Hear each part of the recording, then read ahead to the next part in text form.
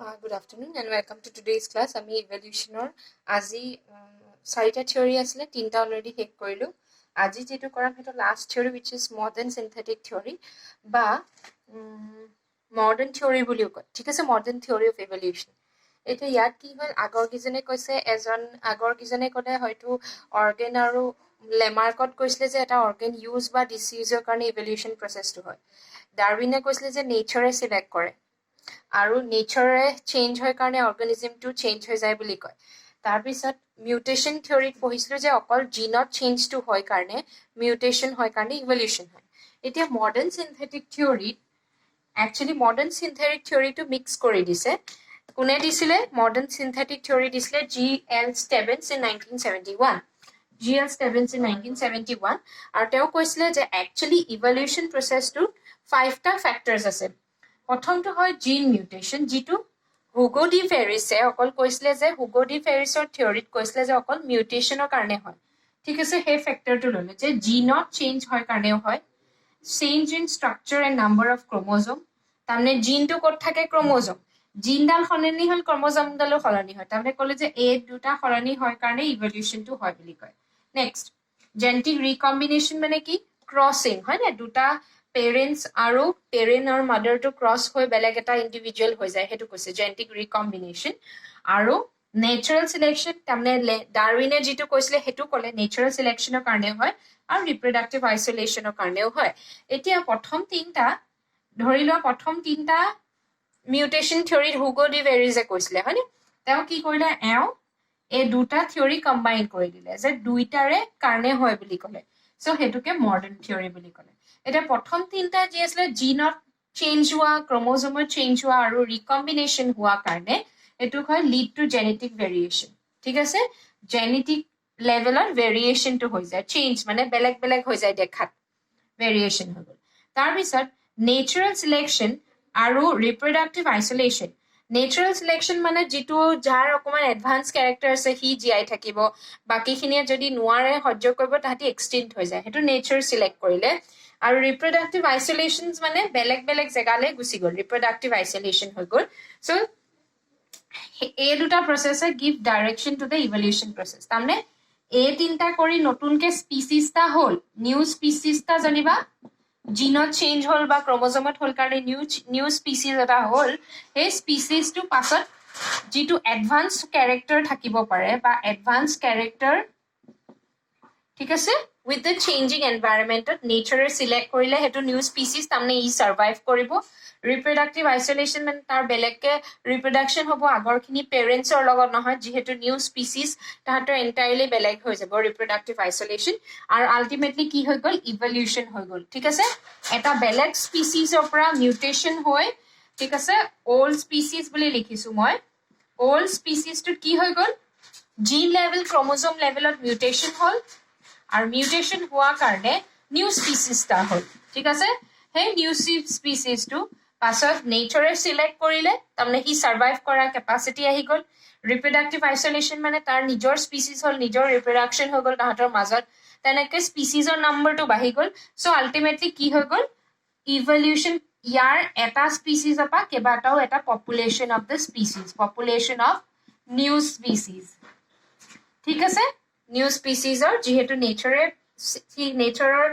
Struggle for এক্সিষ্টেঞ্চত C survive কৰিব পাৰিলে, নিজৰ বেলেগকে গ্ৰুপ হৈ তাহাঁতৰ নিজৰ ৰিপ্ৰডাকশ্যন হ'ব, নিজৰ স্পিচিছ হ'ব, সেইখিনি এণ্টায়াৰলি পুৰণাখিনিতকে একেবাৰে বেলেগ হৈ গ'ল। চ' আল্টিমেটলি তেওঁ কি কৰিলে? দুটা থিয়ৰি কম্বাইন কৰি দিলে। চ' আমি এতিয়া জেনেটিক ভেৰিয়েশ্যন,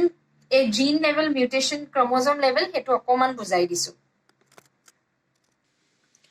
ফাৰ্ষ্ট মই জেনেটিক ভেৰিয়েশ্যনটো লৈছোঁ। জিন লেভেলৰটো যিটো চেঞ্জ হয় সেইটো লৈছোঁ, জেনেটিক ভেৰিয়েবিলিটি। ইয়াত মানে তোমাৰ জিন লেভেলতো চেঞ্জ হ'ব, ক্ৰমোজোম লেভেলতো চেঞ্জ হ'ব, ৰিকম্বিনেশ্যন হ'ব, সেইকেইটা লৈছোঁ। ঠিক আছে, ফাৰ্ষ্ট পইণ্টকেইটা কিছে in a given population there are variation due to gene changes in the population. তাৰমানে ধৰি লওঁ আমাৰ হিউমেন পপুলেশ্যনত কি হয়, হিউমেন পপুলেশ্যনত কিছুমান বাই ডিফল্ট কিছুমান অকণমান এবনৰ্মেলিটিজ হয় কিছুমান মানুহৰ, তেতিয়া কি হৈ যায়, বাকীখিনি মানুহতকৈ অকণমান বেলেগ হৈ যায় দেখাত, হয়নে তাৰমানে কি হ'ল তেওঁলোকৰ একচুৱেলি প্ৰব্লেমটো কি হ'ল তেওঁলোকৰ জিন লেভেলত চেঞ্জটো হৈ গ'ল কিছুমান জিন লেভেলত চেঞ্জ হওঁতে সেইটো কাৰণে কিন্তু তেওঁলোকৰ কেপাচিটি বেলেগ আমাতকৈ বেলেগ তেওঁলোকে বহুত কাম কৰিব পাৰে যিবোৰ আমি কৰিব নোৱাৰোঁ হয়নে কিমান কালাৰ ব্লাইণ্ড যাৰ চকুৱে অকণমান দেখিবলৈ দিগদাৰ বা এবনৰ্মেলিটিজ আছে তেওঁলোকে এতিয়া কিমান ডাঙৰ ডাঙৰ চাকৰি কৰি আছে হয়নে চ' তেওঁলোক ডিফাৰেণ্টলি এবল বুলি কয় কিন্তু মই সেইটো এক্সাম্পল দি বুজাইছোঁ যিহেতু মই নেগেটিভ কথাবোৰ ক'ব নোৱাৰোঁ তথাপিও মই কৈছোঁ যে জিন লেভেলত কিবা এটা সলনি হ'ল কাৰণে সেইটো কি হৈ গ'ল মিউটেশ্যন হৈ গ'ল ঠিক আছে এতিয়া এই বস্তুটো চেঞ্জ যে হ'ল চেঞ্জ হোৱাৰ মেইন কজেছ কেইটা কি কি যে কিয়নো জিনৰ চেঞ্জ হয় ফাৰ্ষ্টটো পইণ্ট হয় মিউটেশ্যন মিউটেশ্যন মানে কি হয় ছাডেন চেঞ্জ তাৰমানে সেইটো পেৰেণ্টছৰ পৰা নাহিবও পাৰে ঘপছে নিজে নিজে এটা চেঞ্জ হৈ যাব পাৰে মিউটেশ্যনৰ দুটা টাইপ হ'ব পাৰে এটা মই কৈছোঁ ক্ৰম'জ'মেল মিউটেশ্যন তাৰমানে ক্ৰম'জ'মটো চেঞ্জ হ'ল and another one is genetic mutation তাৰমানে জিনত চেঞ্জ হ'ব ঠিক আছে ইয়াৰ এই ক্ৰম'জ'মত চেঞ্জ হ'ব আৰু ইয়াৰ এই ক্ৰম'জ'মৰ যেনেকৈ আমাৰ সিকুৱেঞ্চ থাকে ন এ টি জিন বেছ পেৰিংছ এ টি এইখিনি বোলে টিটো বোলে আঁতৰ হয় বেলেগ এটা হৈ এইটো জেনেটিক হৈ গ'ল ইয়াৰ ক্ৰম'জ'মেলটো চাওঁ প্ৰথমতে ক্ৰম'জ'মত কেনেকুৱা চেঞ্জ হ'ব পাৰে ক্ৰম'জ'মত আকৌ দুটা টাইপৰ হ'ব পাৰে ফাৰ্ষ্ট ইজ মৰ্ফলজিকেল মানে বাহিৰৰ পৰা দেখা যেতিয়া সলনি হৈ যায় আৰু নিউমেৰিকেল মানে নাম্বাৰ মানে জিন নাম্বাৰটো চেঞ্জ যেতিয়া হৈ যায় চ' মৰ্ফলজিকেলত কি হৈ যাব due to addition deletion translation আৰু ইনভাৰ্জন অফ কি হ'ব দি ক্ৰম'জ'মছ তাৰ মানে হয়তো এডিশ্যন মানে কি এই জিনডালত ঠিক আছে ইয়াৰ নৰ্মেল যিটো জিনডালত বেলেগ কিবা এটা জিন আহি ইয়াত লাগি গ'ল যেনিবা এইখিনিত এনেকৈ পেৰটো আছিলে এ টি জি চি ইয়াত নৰ্মেল পেৰেণ্টছৰ এ টি জি চি হয় বোলে বেবীটোৰ হৈ গ'ল এ টি টি জি চি তাৰমানে এটা এক্সট্ৰা টি আহি গ'ল চ' সেইটো হৈ গ'ল এডিশ্যন আৰু ডিলিশ্যন মানে কি বোলে চিটো কাট খাই গ'ল অকল এ টি জি থাকিলে সেইটো হৈ যাব ট্ৰান্সলেশ্যন মানে ইণ্টাৰচেঞ্জ হৈ যাব পাৰে আৰু ইনভাৰ্জন তাৰমানে এণ্টায়াৰলি বস্তুটো কি হয় ক্ৰম'জ'ম লেভেলত হয় এতিয়া নিউমেৰিকেল নাম্বাৰ লেভেলটোত চাওঁ ক্ৰম'জ'মে দেখাত সলনি হৈ গ'ল এতিয়া নাম্বাৰত কি হৈ যাব পাৰে অৰিজিনেল আমাৰ হিউমেনৰ কিমান থাকে 46টা ক্ৰম'জ'ম থাকে চ' নিউমেৰিকত কি হৈ যায় দুটা টাইপ হ'ব পাৰে এনিউপ্লইডি আৰু ইউপ্লইডি ঠিক আছে এইবোৰ ইম্পৰ্টেণ্ট হয় এনিউপ্লইডিত কি হয় তোমাৰ যিটো নৰ্মেল ক্ৰম'জ'ম থাকে তাত হয়তো এটা বা দুটা ওৱান ক্ৰম'জ'ম গেট এডেড ঠিক আছে নৰ্মেল আমাৰ চেলটোৰ ভিতৰত এটা চেলৰ ভিতৰত এনেকৈ ক্ৰম'জ'মছ থাকে হয়নে ক্ৰম'জ'মছ থাকে ইনে ধৰি লওঁ আমাৰ হিউমেনছৰ নৰ্মেল আছিলে 46টা ইয়াত কি হৈ গ'ল এটা বাঢ়ি যাব পাৰে 47 হৈ যাব পাৰে বা দুটা বাঢ়ি যাব পাৰে 48 হৈ যাব পাৰে এক্সট্ৰাকে ইনে দুটা হৈ যাব পাৰে সেইবোৰ কণ্ডিশ্যনক কয় এনিউপ্লইডি ঠিক আছে হয়তো দুটা কমিবও পাৰে দুটা বাঢ়িবও পাৰে তেনেকুৱা সেইবিলাকক মন'ছমি ট্ৰাইছমি বুলি কয় তোমালোকৰ জেনেটিক্স চেপ্টাৰটোত পাবা নেক্সট সেইটো কাৰণে মই ইমান ভালকৈ এক্সপ্লেইন কৰা নাই ইউপ্লইডিত হ'ব পাৰে এই নিউমেৰিক মানে চব নাম্বাৰ ৰিলেটেড দেই ইউপ্লইডিত কি হৈ যাব ক্ৰম'জ'ম নাম্বাৰ চেঞ্জ বাই এ ছেট তাৰমানে কি হৈ গ'ল নৰ্মেল বোলে এজোপা গছৰ ক্ৰম'জ'ম আছিলে 10 ঠিক আছে তাৰ এই মিউটেশ্যন হোৱাৰ লগে লগে কি হৈ গ'ল 20 হৈ গ'ল তাৰমানে কি হ'ল ডাবল হৈ গ'ল সেইটো হ'লে বেয়া একচুৱেলি ডাবল হৈ গ'ল আৰু সেইটো কাৰণে কি হ'ল অৰিজিনেল স্পিচিছটো 10 আছিল 20 হৈ যোৱাৰ কাৰণে সি বেলেগ এটা নতুন স্পিচিছ হৈ গ'ল তাৰমানে ইভলিউশ্যন হৈ গ'ল এতিয়া ইয়াত সেইটোকে ইউপ্লইডিত কয় ইউপ্লইডিত এটা এটা ছেট হিচাপে বাঢ়িব ইয়াত এনিউপ্লইডিত এটা বা দুটা নাম্বাৰ ৱাইজ বাঢ়ে ঠিক আছে চ' দিছ ইজ দ্য ক্ৰম'জ'মেল মিউটেশ্যন এতিয়া পঢ়িম জিন মিউটেশ্যন চ' জিন লেভেলত কি হয়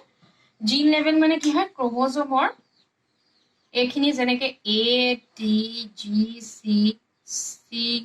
জি টি ই এনেকৈ ইয়াত কি হয় এইবিলাকক বেছ পেয়াৰিং বুলি কয় নাইট্ৰজেনাছ বেছ পেয়াৰিং এতিয়া জিন মানে কি ক্ৰম'জ'মৰ গোটেই ক্ৰম'জ'মডালত চেঞ্জ নহয় ক্ৰম'জ'মডালত থকা এই জিন পাৰ্টটোত চেঞ্জ হ'ব সেইটোকে কয় জিন আৰু পইণ্ট মিউটেশ্যন বুলিও কয় তাৰমানে এটা জেগাত সলনি হ'ব পাৰে ফাৰ্ষ্ট কথা এডিশ্যন অফ নাইট্ৰজেনাছ বেছ আগতে যেনেকৈ ক্ৰম'জমত অলমষ্ট একেই হয় এডিশ্যন ইয়াত বোলে এক্সট্ৰাকে জি এটা আহি গ'ল তেতিয়া সেইটো এবনৰ্মেল হৈ গ'ল ঠিক আছে চ' এডিশ্যন হৈ গ'ল ডিলিশ্যন বোলে জি এ জিটো নাই তে এই জেগাডোখৰ খালী হৈ গ'ল তেতিয়াও এবনৰ্মেল হ'ব পাৰে বা নতুন কিবা এটা বেলেগ স্পিচিছ হৈ যাব পাৰে বা ছাবষ্টিটিউশ্যন মানে বেলেগ এটা আহি বহি দিলে চ' এইবোৰ এণ্টায়াৰলি যেতিয়া জিনত চেঞ্জ হয় সেইবিলাকক ফ্ৰেম শ্বিফ্ট মিউটেশ্যন বুলি কয় ফৰ দ্য মিন টাইম নামকেইটা মনত ৰাখিলেই হ'ব জেনেটিক্সত যিহেতু জেনেটিক্স চেপ্টাৰটোত পঢ়িবাই চ' জেনেটিক ভেৰিয়েবিলিটিৰ প্ৰথম তিনিটা ফেক্টৰ জেনেটিক ভেৰিয়েবিলিটিত কি আছিলে জিন লেভেলত চেঞ্জ হয় ঠিক আছে ফাৰ্ষ্ট এইকেইটা মই কাৰণকেইটা এক্সপ্লেইন হৈছো যে জেনেটিক ভেৰিয়েবিলিটিৰ মেইন ৰিজনছ কি কি ঠিক আছে ৰিজনছটো হ'ল ফাৰ্ষ্ট মিউটেশ্যন জিন মিউটেশ্যন আৰু ক্ৰম'জম মিউটেশ্যন ডিছকাছ কৰিলোঁ next recombination means take place during crossing over during cell division যেতিয়া চেল এটা ডিভাইড কৰে ৰিকম্বাইন হৈ যায় সেইটোকে ৰিকম্বিনেশ্যন বুলি কয় হাইব্ৰিডাইজেশ্যন মানে জানাই টু স্পিচিছ যেতিয়া ক্ৰছ কৰোঁ যেতিয়া আমি এই তল এটা আৰু তল এটা ক্ৰছ কৰোঁ নেক্সটটো টি হ'ব পাৰে তাৰমানে হাইব্ৰিড তল হ'ব পাৰে দুটা স্পিচিজৰ কেৰেক্টাৰিষ্টিক্স যেতিয়া কম্বাইন কৰে তেতিয়া পেৰেণ্টছৰ আৰু ফাদাৰৰ আৰু মাদাৰৰ কেৰেক্টাৰিষ্টিক্স আহি বেলেগকৈ এটা নতুন স্পিচিজ হৈ যায় চ' সেইটো হৈ গ'ল হাইব্ৰিড আৰু সেইটোকে ভেৰিয়েবিলিটি দেখাই বুলি কৈছে নেক্সট জেনেটিক ড্ৰিফ্টটো ইম্পৰ্টেণ্ট হয় জেনেটিক ড্ৰিফ্টটো কি হয় elimination of genes or alleles from a population due to any reason such as disease or epidemic তাৰমানে কি হৈ গ'ল এটা জেগাৰ পৰা সেই জিনটো মানে অৰ্গেনিজমছটোৰ জিনটো কিবা বোলে বেমাৰ হ'ল বা এপিডেমিক কিবা বেমাৰ সেই জেগাটোত হ'ল কাৰণে সেই জিনটো এণ্টায়াৰলি নাইকিয়া হৈ গ'ল তেতিয়া কি হৈ যায় গোটেই স্পিচিছটো নাইকিয়া হৈ যায় so' these are the reasons of genetic variability so' যিহেতু এই থিয়ৰিটোত মডাৰ্ণ চিন্থেটিকত জিন লেভেলৰ কথাও আছিলে আৰু নেচাৰে চিলেক্ট কৰা কথাটো আছিলে যেতিয়া ফাৰ্ষ্ট পাৰ্টত জিন লেভেলত সলনি হৈ গ'ল অৰ্গেনিজমছটো সলনি বোলে নতুন এটা টাইপৰ অৰ্গেনিজম এটা প্ৰডিউচ হ'ল সেই অৰ্গেনিজমছটো কি হৈ যায় পাছত নেচাৰে চিলেক্ট কৰে মানে নেচাৰ চিলেক্টছ বেটাৰ এডাপ্টেড অৰ্গেনিজমছ তাৰমানে যিবোৰ অৰ্গেনিজম চেঞ্জ হৈ গ'ল তাহাঁতৰ জিন লেভেলত চেঞ্জ হ'ল কাৰণে দেখাটো বেলেগ হৈ গ'ল আৰু ৰিপ্ৰডাকশ্যনও বেলেগ হৈ গ'ল তেতিয়া বেবিজ যিখিনি প্ৰডিউচ হ'ল সেইখিনি অলপ বেলেগ হৈ গ'ল তাৰমানে আল্টিমেটলি কি হ'ল যিটো অৰিজিনেল আছিলে অৰিজিনেলটোৰ পৰা নতুন এটা ইভলিউশ্যন হৈ গ'ল চ' সেই বস্তুটো সেই নেচাৰত থাকিব পাৰিবনে নাই তাৰ সেইটো নিজৰ কেপাচিটি যেনেকৈ ডাইন'ছৰ্ছ নাইকিয়া হৈ গ'ল তাৰমানে তাহাঁতি নেচাৰে তাহাঁতক চিলেক্ট নকৰিলে সেইটো বুলি কৈছে যে তাহাঁতৰ ছাৰ্ভাইভিং কেপাচিটিটো নাইকিয়া হৈ গ'ল তেনেকৈ যেতিয়া নিউ স্পিচিছটো যিটো নতুনকৈ হ'ব ডিউ টু জিন আৰু ক্ৰম'জমাল চেঞ্জৰ কাৰণে তাহাঁতে নেচাৰে চিলেক্ট কৰিব মানে তাহাঁতি থাকিব পাৰে নে যে নেচাৰৰ টেম্পাৰেচাৰ ৰেইনফল ছইল প্ৰেছাৰ সেইবিলাকত তাহাঁতি সহ্য কৰিব পাৰে নে নোৱাৰে তাহাঁতে সেইটো নিজৰ কেপাবিলিটি যোনবোৰ বেটাৰ হয় তাহাঁতি ছাৰ্ভাইভ কৰিব ঠিক আছে তাৰ পাছত তাহাঁতৰ মাজত প্ৰডিউচ মোৰ নাম্বাৰ অফ অফস্প্ৰিং যিটো নিউ স্পিচিছ আছে তাৰে কি হৈ যাব ৰিপ্ৰডাকশ্যন কৰি আকৌ মোৰ স্পিচিছ প্ৰডিউচ কৰিব তাহাঁতৰ নিচিনাই তাৰমানে আল্টিমেটলি কি হৈ গ'ল কেইবাটাও বনি গ'ল তাৰমানে পপুলেশ্যন বনি গ'ল সেই পপুলেশ্যনটোকে আৰু পপুলেশ্যনটো কি হ'ল তাৰমানে variation get transfer to the next generation ইয়াত যিটো ভেৰিয়েশ্যন মানে চেঞ্জ আহি গৈছিলে জিনত সেই ভেৰিয়েশ্যনটোক নেক্সট জেনেৰেশ্যনলৈ ট্ৰান্সফাৰ হৈ গ'ল আল্টিমেটলি কি প্ৰচেছ হৈ গ'ল ইভলিউশ্যন প্ৰচেছটো হৈ গ'ল so' this is the theory we come to the end এটা প্ৰিন্সিপাল আছে জেনেটিক হাৰ্ডি উইংবাৰ্গছ প্ৰিন্সিপাল যিটো পৰীক্ষাত আহিব সেইটো মই এটা ভিডিঅ' এক্সট্ৰা দি দিম তেতিয়া চেপ্টাৰটো শেষ হ'ব থেংক ইউ